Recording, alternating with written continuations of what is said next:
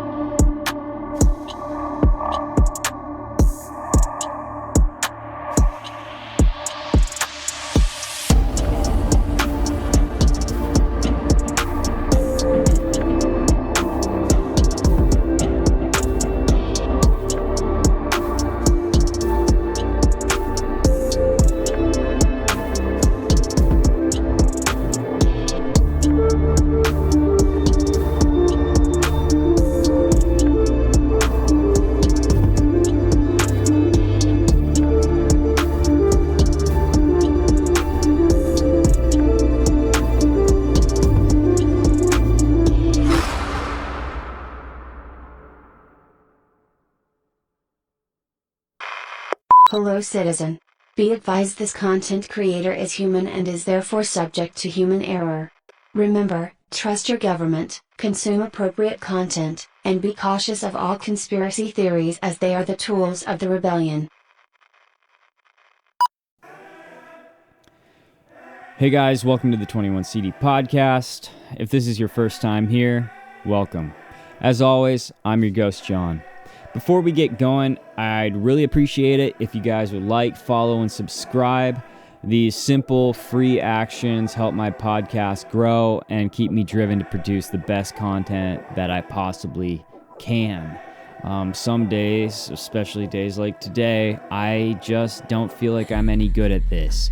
And seeing you guys drop comments, likes, or subscribes, or just whatever, it really helps me out. I'm a pretty self-conscious person, so every little bit of support is it's what I need to keep going. If you're listening to me on a podcast platform right now, don't forget that you can find me on YouTube. I record all my videos in 4K, and if you guys are watching me on YouTube, but for whatever reason you need a little bit more of a versatile podcast consumption experience, you can go ahead and find me on Spotify or Apple or pretty much any other podcast platform. Just put 21 CD podcast in Google and I'm sure you'll find something that'll work for you.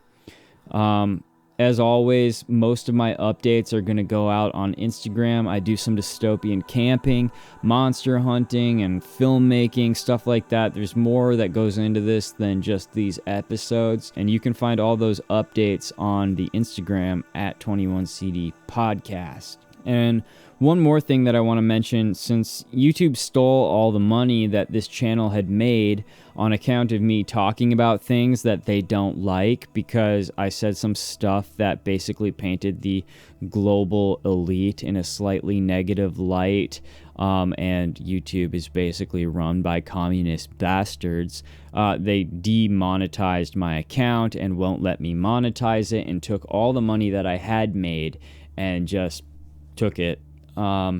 Because of all that, I do have a Rumble account. You can find 21 CD on Rumble, and that's where my band videos are. There's going to be more band videos going up. I know it because I'm doing sequels to the videos that were already banned. So if you're interested in that, you can go and find my Rumble. And also, if you want to support the podcast, I set up a Buy Me a Coffee, which is kind of new to me. I don't ask for money, but some of you guys have requested information on how to support the podcast. I am in the process of getting merch and everything, but it's an investment to do all that kind of stuff. So if you just want to buy me a cup of coffee, you guys know I love my coffee, you can do that. There's a link in the subscription above. And hopefully soon I'll also have a P.O. box set up, because some of you guys want to send me stuff, which is also new to me, but who doesn't like getting sent stuff in the mail? So soon I'll have a P.O. box, and then you guys can send me stuff, I guess. It'll be pretty cool. I'm not going to lie. You want me to wear your merch on the podcast? Why not? As long as I vibe with it, why not? All right, that's it for all the boring stuff. Today we're talking about something pretty awesome, in my opinion. I was researching Dogman last week and found that crazy story about the Hound of Mons from World War I. And I figured, a lot of sightings of cryptids do occur in times of conflict, confusion, just generally dark times where things just aren't quite right. Like even Mothman with the bridge collapse and all that kind of stuff. There's a lot of cryptid sightings. When people see cryptids, like when lots of people see cryptids around the same time, there's usually something weird going on in the world, or at least in that area. So I started thinking, and I was like, how many sightings occur in times of war? And the answer is actually quite a few. And I've got to be honest, the cryptids that are seen in times of conflict are kind of different than the ones that you might encounter in the woods while you're camping or going on a hike or walking your dog. They seem to be a little bit more intense, a little bit more like the stuff of a different kind of nightmare. And I'm not saying Dogman or Bigfoot or Mothman or dragons or nothing. I'm not saying none of that is shocking or a nightmare. But the ones that you see in times of warfare are they're different than the ones that you see normally, if I could say normally. It feels like a weird word, but a lot of us here believe in this sort of stuff, and therefore it is normal to us. So I use the word normal. But they seem to be a little bit more intense, like something here to almost watch us destroy each other and take advantage of the situation when we are behaving in our most inhuman ways. So I've got a few stories here. I've got 3. They're kind of long. If you guys like these kind of stories, I can do more Cryptids of Wartime. The first one is about this cryptid called Old Green Eyes. And some people, this was a strange one to research, because some people thought Old Green Eyes was a ghost. And the accounts that I'm about to read you imply that he's a ghost as well. But I was seeing so many accounts of Old Green Eyes that made me feel like he was a vampire and not a ghost. I don't typically talk about ghosts, and maybe I'll have to do a ghost episode to sort of get into why I don't really talk about ghosts. But this Old Green Eyes, as I'm reading this, just know that even though these people might describe it as a ghost, in my opinion, it's very possible that Old Green Eyes is some kind of vampire, something that feeds on the dead in a strange way. It's a bizarre cryptid, and it's restricted to sort of one area, and let's get into it. So this article comes from the Northwest Georgia News and talks about this cryptid known as Old Green Eyes. These are the words of Edward Tinney, former historian and chief ranger at Chickamauga, Chattanooga National Military Park in Tennessee. Tinney, who worked at the park from 69 to 86 and also spent time working at the battlegrounds at Shiloh, Tennessee, said that ghostly sightings at the Chickamauga battlefield or any Civil War site are not uncommon. And I can attest, I've been to Gettysburg so many times. I've visited tons of Civil War battlefields because I used to be absolutely obsessed with the Civil War, still kind of am. There's a lot of crazy history, weird stuff happened during the Civil War, and obviously it's just a very important time in my country's history. But anyway, I digress. Tinney said that the legend of Old Green Eyes, this ghostly figure who is said to haunt the battlefields in various forms, ranging from a Confederate soldier to a green-eyed panther, has been a part of Chickamauga battlefield lore since the last shot was fired at the bloody battle that claimed 34,000 casualties on September 19th through 20th, 1863. The tales of Green Eyes and other phantom sightings stem from the soldiers who lived through the war between the states. Green Eyes, according to some legends, is rumored to be some man who lost his head to a cannonball and is frantically searching the battlefield at night for his dislocated body. History says that ghosts in the battlefield, such as the Green Eyes tale, began happening soon after the war in 1863. Those who lived after the war are the ones who started the stories, he said. The more you got removed from the war or any kind of pain, the more glamorous it gets. That's kind of just how these type of stories go. Tinny says that wherever he's been, whether it's on the Civil War battlefield or in Europe where he fought in World War II, there are incidents and sightings that cannot be explained by human logic, right? Jim Carlock, an early resident of the Post Oak community, writes in McDaniel's book about returning home from a centennial celebration on Market Street in Chattanooga in 1876, a mere 13 years after the bloody battle. Carlock writes, "Did you ever see a ghost? They used to see them on the Chickamauga battlefields just after the war." And it's kind of crazy because we even have photos and videos of alleged ghosts on these battlefields. There's some of the most insane. I don't know if you can you call ghosts cryptids? I guess kind of, but like some of those videos and photos of ghosts on Civil War battlefields are kind of spooky because they're crazy looking. And I don't know how many of them are real, but like it is pretty crazy. But Carlock goes on to write that while passing through the battlefield, or near it, the exact location isn't exactly known. It was dark, and of course there were no houses nearby when he and his friends spotted something 10 feet tall with a big white head. He said he and his companions were in a wagon, and a Mr. Shields was riding horseback. Carlock said Shields rode up and hit the ghost, and a baby cried out, and the ghost said, "Let me alone." He said the entity appeared to be a ghostly apparition of a woman with a bundle of clothes on her head. Very interesting. And that's one account of this old Green Eyes. Now, obviously, this isn't occurring during the war. This is immediately after the war, but kind of the same thing. Although if it's in 1863, this is still during the war. It's just after the battle. This is 1876, my bad. So, Tinney said that out of the 34,000 casualties killed or wounded at Chickamauga, only 4,000 were believed to have perished during the battle, but the historian does estimate that close to 70%, or almost 24,000 soldiers, perished from their wounds when the fighting ended. And that's just kind of the way it was in battles like this back then, because these weapons would absolutely brutalize the human body. If you didn't die upon impact, you would probably die of your wounds later from infection or just the severity of the damage that these bullets back then would cause, that these cannons would cause, that the shrapnel would cause. You would bleed out. I mean, people were absolutely torn to shreds in wars back then, and still are, but back then it was literally like having muskets that would shoot, rocks at you, essentially. And, yeah, so the wounds were just as bad as dying instantly. Probably a little more painful, though, but whatever.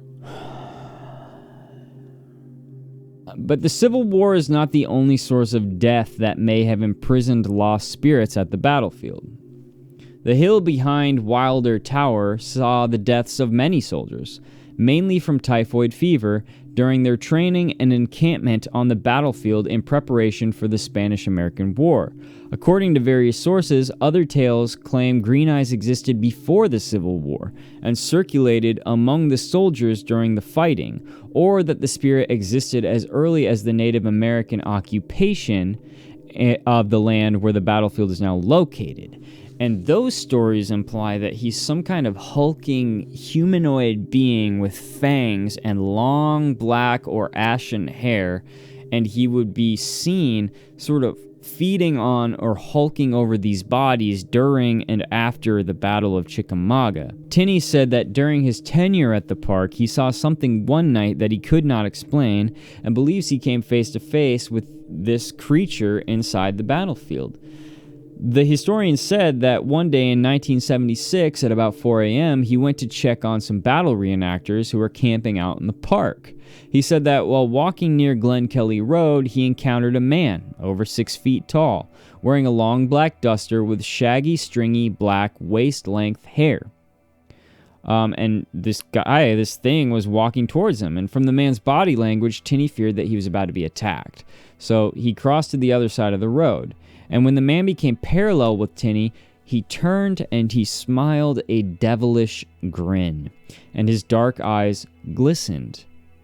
Tinney said that he turned to face the man and began to backpedal, and at that moment a car came down a straightaway in the road, and when the headlights hit the apparition, it vanished.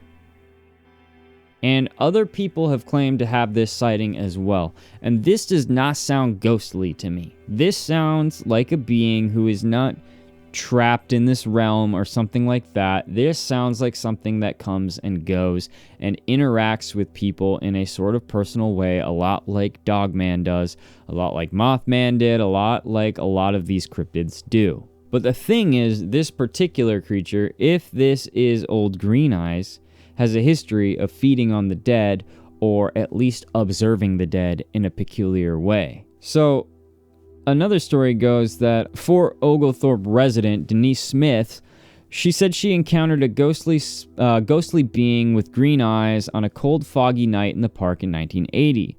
She said she had just gotten off work at the Crystal Restaurant in Fort Oglethorpe and was taking a shortcut through the park on her way to her home on Clio Drive. She crept her 71 Roadrunner slowly through the fog-enshrouded park, about half a mile from Wilder Tower. And some of you guys might know where this is. I personally don't, but maybe you guys can go check this out for yourselves and tell me what you find. She says it was raining and foggy, so I was going real slow. I was going through the S-curve past Wilder Tower when I saw something big in the road, about eye level, and all I could see were these big green eyes. It was so foggy that I couldn't see the body. As I got closer, it just disappeared. She said she always thought the tale of the ghostly green-eyed beast was a myth, and never would have believed it in a million years. But now, she won't even step foot in the park after nightfall. Pretty crazy stuff. I maintain that I think this is some sort of vampiric entity, something that profits from being around death itself, being around, being in an area where a lot of death and violence has occurred. I say vampire because of some of the accounts that Civil War soldiers had, where they reported seeing this thing literally sitting on corpses or hunkered over corpses, observing them, watching them fight, watching them die, and sort of appreciating the death. It's a strange thing. I could easily see how this is some sort of demonic entity, some sort of Nephilim, definitely not on the side of good. I mean, something on the side of good would not be so intrigued by death in this way, and probably wouldn't be drawn to places of such death. Just an idea. So is it possible that Old Green Eyes isn't a ghost at all, but something more of maybe like an otherworldly witness of hell on earth? Maybe it is something from the forces, from the ranks of evil that comes here to watch us kill each other and gets some sort of satisfaction or some sort of power from it. It's almost impossible to know, but one thing is for certain: it doesn't seem like tales of Old Green Eyes are found anywhere other than this battlefield, this Chickamauga battlefield area. So that's the first story. The second story I've got today comes from one of our troops that deployed to Afghanistan. And this story comes from Laura Roten. She's a paranormal researcher and filmmaker, and I was going to try to paraphrase this whole thing, but she wrote it so well that I'm just going to read it for you guys here. Obviously, I credit her, and you can find all my show notes in the description and stuff if you guys want to read it for yourselves. But the story goes like this. In 2006, I was deployed to Afghanistan from the National Guard as an embedded training team, or ETT. As an ETT, I was told I would deploy and augment soldiers in theater who needed plussing up.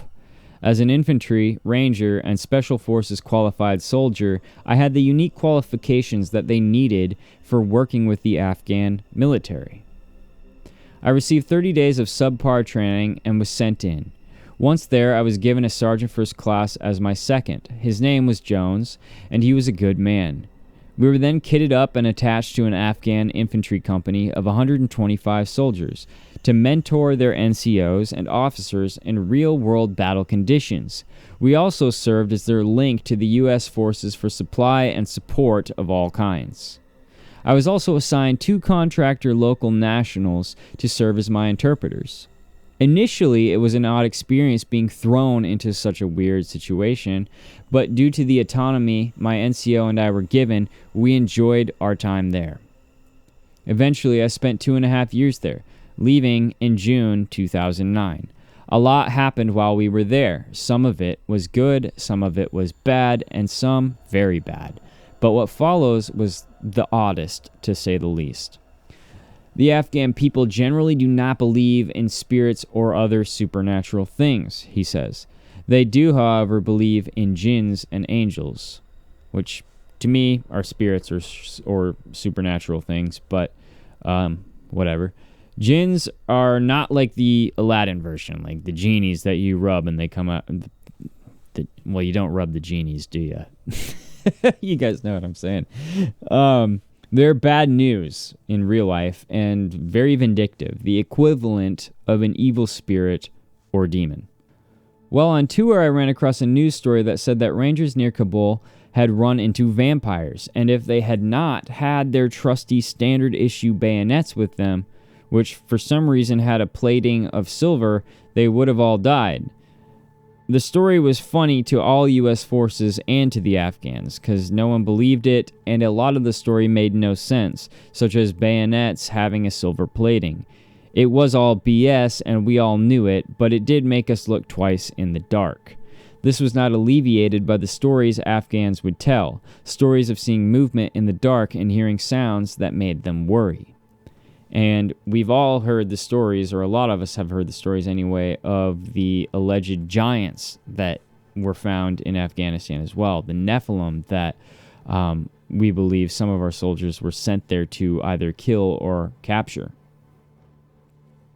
While in the hills and mountains of Paktika province, which is next to the Pakistan border, we had been told by U.S. forces that anti-coalition militia, which later came to be known as the Taliban, were coming across the border at night through several valleys. The forces coming across the borders were reported to be working with Pakistan Border Patrol and were in no fear of discovery. We were told they numbered about 10 to 20 soldiers on foot dressed in light kit. Afghans had no love for the ACM, and for good reason. The ACM would extort, kill, and do unspeakable things to the locals. Afghan soldiers took their barbaric actions personally and would exact revenge any time they could without hesitation. The Afghan company was told to go recon the area and set up an ambush. It must be said that the Afghans did not have detailed plans like the U.S. forces did, and the order was basically go to this area and kill all the bad guys. As such, my NCO and I provided maps and communication for the operation. The Afghan company commander rarely joined the missions, and so I was effectively the company commander in the Afghan soldiers' eyes. We had 3 lieutenants in charge of 3 platoons, and an HQ platoon, which I became the commander of due to being short of a 4th lieutenant. Sergeant First Class Jones worked closely with the first sergeant. We basically were a family, and we respected each other. Before we even left to scout the area, one of the issues we had was to do with night vision goggles. Most of the Afghans didn't even have goggles, as the army didn't issue them, and I was only able to procure 5 sets, so I gave these to myself, Sergeant First Class Jones, and the 3 platoon leaders. Other than that, we shared the night vision goggles on guard duty and in battle. Once our mission began, we scouted the area and found signs that anti-coalition militia were using the area. Remember, this is that they would later become the Taliban, that group that would become the Taliban. Our first 2 ambushes were very effective. A U.S. infantry platoon was also in the area and were directed to support us. For the planned 3rd ambush, we found a new valley, supposedly in heavy use by the ACM. The U.S. platoon set up on the opposite side of the valley and had a clear field of fire up the valley to support us. During this 3rd ambush, the Afghan soldiers revealed that they had received warnings from local people not to go out at night because Jinns were roaming the hills. We obviously ignored this superstition. Aside from not believing in that, we were heavily armed, so if they weren't Jinns, they were probably just men, and we would be able to kill them. The kill zone that we had established was about 100 meters in front of us. We picked an area that would force them to go through an area that was clogged with brush and rocks, which would then guide them along a sandy, dry riverbed. I had 2 men further upriver stationed as an observation post with a radio. They never engaged unless fired on. They simply hid and reported by radio. At about 2 a.m., I got a report from the U.S. force saying that they saw movement at the head of the valley. My observation post, however, said they saw nothing moving. These reports kept coming in, but the Afghans continued to report no sign of movement. I was frustrated and assumed the U.S. troops with abundant night vision goggles would have been able to see better. My men, without goggles, were listening more than seeing. I was so frustrated that at one point I exposed myself and looked down the valley, and sure enough, I saw what looked like about 12 to 15 guys in white robes moving down the valley, fuzzy due to the night vision goggles. They were about 500 meters away. We prepared to ambush once we identified them. It was always my fear that I would ambush a bunch of drunk locals on their way home from a party, so identification was absolutely necessary before we acted. Yet, still the observation post reported no contact. Meanwhile, all the soldiers, including the U.S. infantry, were keyed up and awaiting on me to fire to initiate the ambush. Looking down the valley again, I watched in surprise as they walked right past my men at the observation post. They could not see them. It was then that I realized I could only see them when I looked through the night vision goggles. I ran all kinds of issues through my head. Do they have camouflage, which the goggles are cutting through? I could not understand it. They continued to head in our direction, entering the kill zone. The Afghan lieutenants were chomping at the bit to fire, yet I still could not identify. I tried to adjust my night vision goggles. Sergeant First Class Jones was also having trouble identifying them. Then, a shot sounded from my left, which I later determined to be one of the Afghan line soldiers from 1st Platoon firing by accident. That set it all off. We were committed. We initiated 2 claymores and open-fired as one. It's a beautiful thing when it all comes together. One moment you're almost deaf due to the quiet, and the next it's so loud you cannot hear someone yelling at you. I gave the green flare to shift fires, and the U.S. infantry platoon shot up the valley, and we charged into the kill zone like I had been trained as a cadet. I have to admit I had nothing other than the actions at hand on my mind.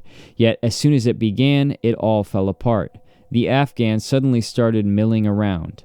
A lieutenant started yelling for them to search the area. I arrived at the kill zone and I saw nothing at all. The U.S. platoon stopped firing. There was just smoke and nothing. In the quiet, we all looked at each other. The U.S. infantry was ready for counterattack, but none came. I then almost jumped out of my skin as Sergeant First Class Jones opened fire further down the riverbed and was charging and screaming like a madman. I followed him at a sprint, confused. It was then that I saw what he was chasing. It was one of the anti-coalition militia walking slowly away. I too began to fire, but as I and Jones got closer, we stopped. The figure that we had been firing at had no distinct shape and was not walking at all. It was floating about 2 inches off the ground, and it was approximately the shape and size of a person with black bands flowing through its milky white-green body. I assume it was white, but due to the night vision goggles, who knows? Jones and I watched as it continued on its way. It proceeded to float through a large boulder, simply continuing onwards. The thing that the Afghans later called a Jinn paid us no attention and floated down the valley until we lost sight of it. I think I saw others ahead of it, but I'm not exactly sure. Eventually, I gave the pull-out order on my radio, and we all pulled out and prepared for a counterattack that never came. Afterwards, Jones never spoke of what we saw again and would look at you as if you were crazy if you ever mentioned it. Some hours later, I was talking to the U.S. infantry platoon leader trying to figure out what had just happened, and he flatly said that he didn't see anything, and his unit only fired because we fired.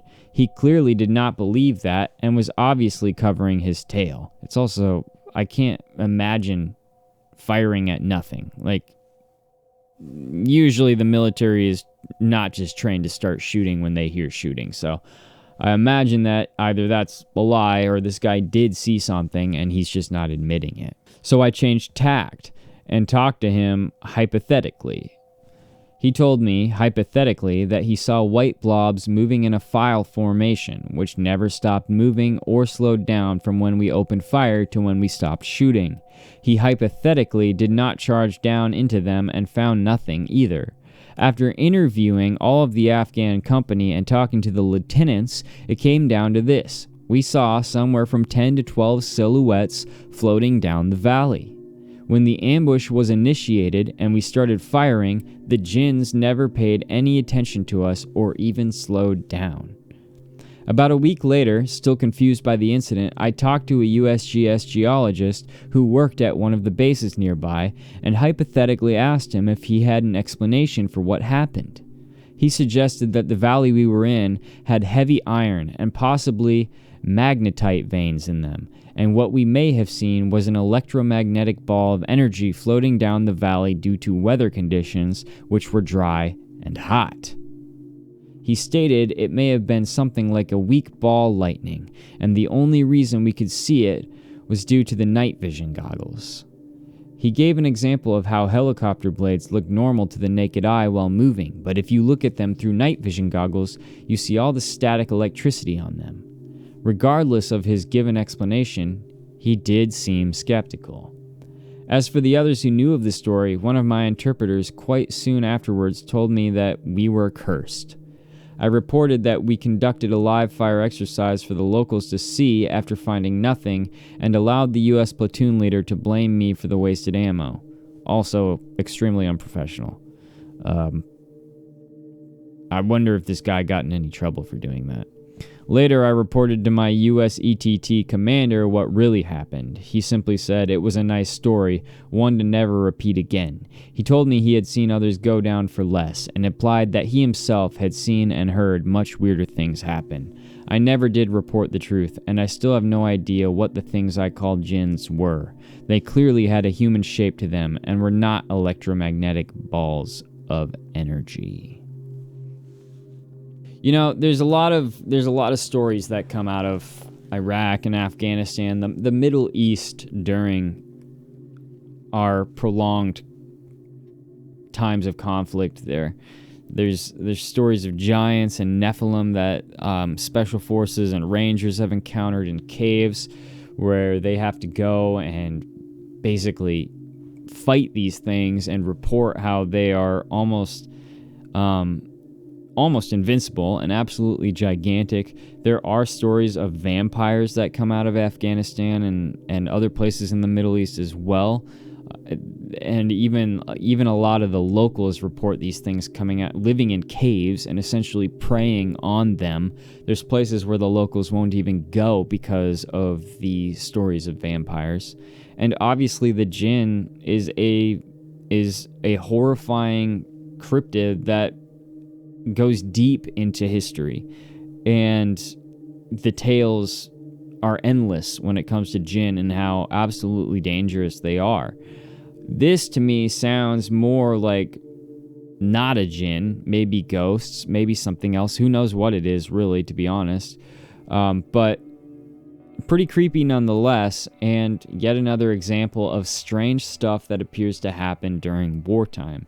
And one of the things that both of these stories really make me wonder is, are these cryptids that are spotted during wartime here to observe us more than anything. Here to sort of referee the battlefield, if you will. Sort of observe, intervene if they absolutely have to. Like, we have tales of cryptids that seem to sort of be involved in warfare. One of these tales is coming here in the next story. But we also have stories of angels, like in the Hound of Mon's story, where the angels appear to be watching over the British soldiers in the, what are they called? In their foxholes and in the ditches. It's pretty creepy and pretty interesting stuff. Can you imagine just sitting in your foxhole and just looking up and seeing some sort of angelic being sort of watching over you or one of your comrades or something like that? Or you're in the heat of battle and you just see something like an angel or some kind of apparition that seems to be engaging the enemy with you or flowing through the battlefield in a way that doesn't exactly make sense. I mean, it's crazy stuff. So the third example of cryptids making appearances during wartime brings us back to the Dogman theme. And I'm not going to lie to you guys, this is a weird one. It goes way back. But for all of you Dogman fans, this is going to be pretty cool. The Lombards, a formidable Germanic tribe, exerted their influence over vast regions of Italy from like the 6th century through the 8th century AD. Their history is rich with tales of conquest and strategy. It includes a particularly intriguing account recorded by Paul the Deacon, who was a renowned Lombard scribe. In their rise to power, the Lombards faced a daunting challenge because there was an immense tribal army, vastly outnumbering their own forces, and it had effectively blocked their path and presented a seemingly insurmountable obstacle. Like they weren't getting through this tribal army, and yet it was in this moment of crisis that the ingenuity of the Lombard leaders shone through. So with a blend of cunning and psychological warfare, the Lombard chieftain devised a strategy that hinged not on brute force, but on the power of fear and superstition. He disseminated a chilling rumor among the enemy ranks, claiming that his forces included a pack of ferocious, dog-headed warriors. These mythical creatures, he alleged, were not only formidable in battle, but also harbored a ghastly appetite for human blood. Moreover, the tale suggested that these beasts were so bloodthirsty that they would resort to cannibalism if they failed to reach their enemies. They would literally eat each other. This terrifying image of savage, half-man, half-beast soldiers struck fear into the hearts of the opposing army. As you can imagine, and faced with the prospect of battling such nightmarish foes, the enemy forces were gripped by trepidation. A psychological impact of this rumor was so profound that it swayed the course of events in favor of the Lombards. Believing that confrontation with these monstrous allies of the Lombards would lead to a horrific, possibly supernatural combat, the enemy chose to avoid engagement altogether. And I know what you're thinking, like they were just able to say that there were dogmen on their team, and the other army was just afraid enough to run off and not even engage with them. That's what I thought too. But the story, apparently during these battles back in this time, dogmen were actually widely talked about and widely feared. The Lombard leader turned the tide in their favor using a masterstroke of psychological manipulation, but that's because a lot of cultures back in this era were kind of privy to the fact that there were tribes of dog-man creatures out there. The overwhelming army that had barred the passage of the Lombards chose to let them pass unchallenged, unwilling to risk an encounter with these mythical dog-headed warriors. This episode, though shrouded in the mist of time and legend, highlights the cunning and strategic acumen of the Lombard leadership, qualities that played a significant role in their rise to power in early medieval Europe. So, like I said before, it's easy for us to laugh at such a strange and unbelievable threat, but the world has undoubtedly changed a lot since these times. And back then, it was said that there were tribes of dogmen that seemed to be out and about and would kill humans and were absolutely ruthless. It was said that they speak no language, but bark like dogs, and in this manner make themselves understood by each other. Their teeth are larger than those of dogs, their nails like those of these mammals, but longer and rounder. They cannot be defeated in war. There was much talk of these war tribes of dogmen, so many that I have a few other accounts of them, which I'm going to go ahead and read for you now. Herodotus wrote in Histories 4, which he was a Greek historian in the 5th century BC, for the eastern region of Libya, which the nomads inhabit, is low-lying and sandy as far as the Triton River. But the land west of this, where the farmers live, is exceedingly mountainous and wooded and full of wild beasts.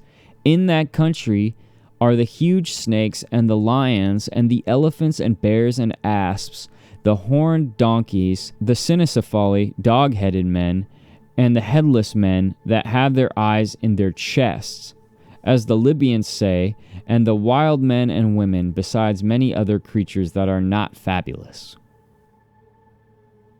Pretty wild stuff, to be honest. It really does make you wonder what kind of creatures were in the world back then that we have exterminated by now.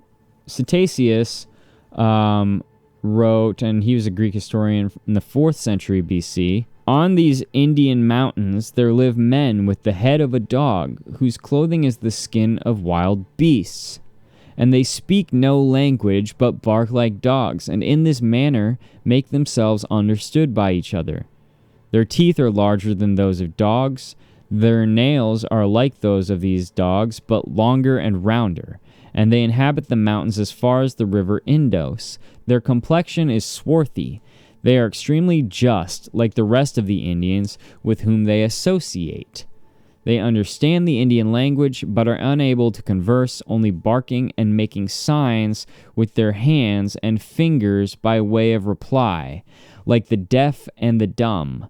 They are called by the Indians Calistri, in Greek cynocephali, dog-headed. They live on raw meat and number about 120,000. These creatures living on the mountains do not practice any trade, but live by hunting. When they have killed an animal, they roast it in the sun. They also rear numbers of sheep, goats, and asses, drinking the milk of the sheep and whey made from it. They eat the fruit of this Siptachora. They eat the fruit of the Siptachora, whence amber is procured, since it is sweet. They also dry it and keep it in baskets, blah, blah, blah. They exchange the rest they do all sorts of stuff. These are talented dog tribes, apparently. They also buy swords for hunting wild beasts, bows and arrows, and are very skillful in drawing the bow and hurling the spear. They cannot be defeated in war, since they inhabit lofty and inaccessible mountains. Every 5 years the king sends them a present of 300,000 bows, as many spears, 120,000 shields, and 50,000 swords. They do not live in houses, but in caves. They set out for the chase with bows and spears, and as they are very swift of foot, they pursue and soon overtake their quarry. The women have a bath once a month. The men do not have a bath at all, but only wash their hands. They anoint themselves 3 times a month with oil made from milk and wipe themselves with skins. They have no beds, but sleep on leaves or grass, and he who possesses the greatest number of sheep is considered the richest, and so in regard to their other possessions. All, both men and women, have tails above their hips, like dogs, but longer and more hairy. They are just and live longer than any man, 170 and sometimes 200 years. That's crazy. I mean, this was written what did I say? The 3rd century BC? 4th century BC. Like, that's... Why would you say something like that? Like, why would you have such detail, and why would you talk about something like that and write it down as history if there wasn't some aspect of it that was true? Like, were there actually dogmen back then that were undefeatable in battle and had just an insane amount of weaponry and warriors? Pliny the Elder wrote Megasthenes. I don't know how to say these Greek names. I'm sorry, guys. It's really messing up my vibe here. But Megasthenes, I'm going to say, a Greek historian from the 4th century BC, states that in the Indian mountains there is a tribe of human beings with dog heads, who wear a covering of wild beast skins, whose speech is bark, and who live on the produce of hunting and fowling, for which they sew their nails as weapons. He says that they numbered more than 120,000 when he published his work. Wild stuff, man. Among the myriad of Christian legends, there's also this story, very intriguing. It's the tale surrounding Saint Christopher, the patron saint of travelers. His origin story is layered with various interpretations, but one of the most extraordinary narratives that I was able to find links him to a dramatic battle around 300 AD between the Romans and the Marmorite, a fierce North African tribe. Apparently, this North African tribe were notorious not only for their relentless ferocity in battle, but also for their unsettling cannibalistic practices. However, the most bizarre aspect attributed to them was their physical appearance. They were said to possess the heads of dogs. This peculiar characteristic set them apart in the annals of ancient tribal warfare and steeped their legacy in a blend of history and myth. In the heat of battle, which ultimately swung in the favor of the Romans, as many of those battles back then did, a towering figure among the Marmorite was captured. This individual, unlike any other, was a giant with the head of a dog and was known by the name Reprobus. The story of Reprobus from this point diverges into various paths, but a common thread in all versions is his conversion to Christianity. Adopting the name Christopher, which means bearer of Christ, Reprobus began a new chapter as a devout soldier of the Christian faith, and his journey as a Christian was marked by unwavering devotion, which ultimately led him to martyrdom in Syria.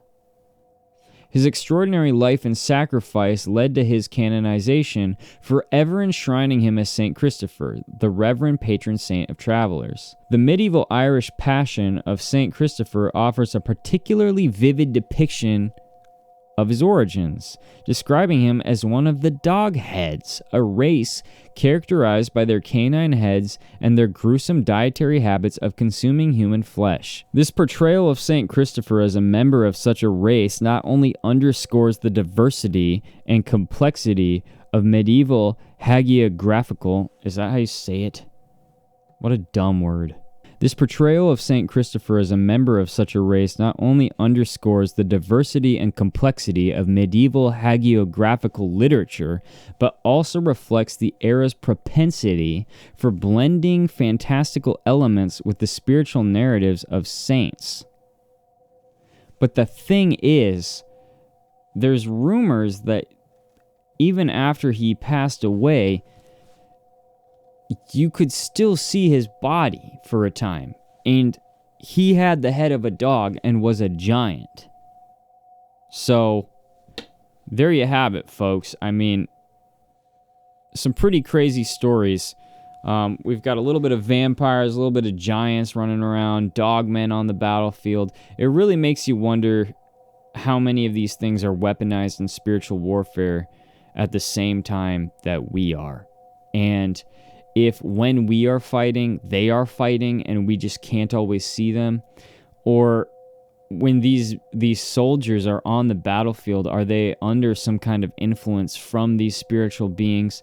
That's just like the tip of the iceberg of stories that I found. Obviously, there are just countless stories when it comes to what people see on the battlefields, what people see around places where battles and wars have occurred. We've got all sorts of UFO activity that is seen around battlefields and even during wars. Lots of reports of orbs and strange electronic anomalies. We have ghost ships that are seen in times of battles, especially obviously naval battles.